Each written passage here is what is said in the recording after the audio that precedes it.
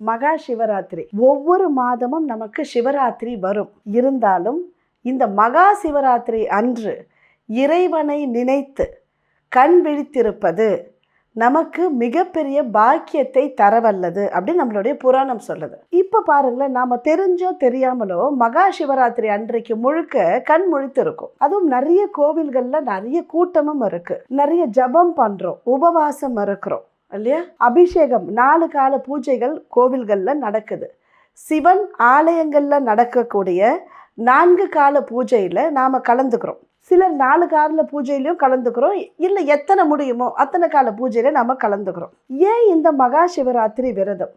இந்த மகா சிவராத்திரி விரதத்தை நான் அனுஷ்டிப்பதால் எனக்கு என்ன கிடைக்கும்? இதை பற்றி நம்முடைய புராணம் என்ன சொல்லுது அப்படின்றத தெளிவாக பார்ப்பது தான் இந்த வீடியோ. மகா சிவராத்திரியை பற்றி யார் என்ன சொன்னாலும் சிவனே என்ன சொல்றாரு?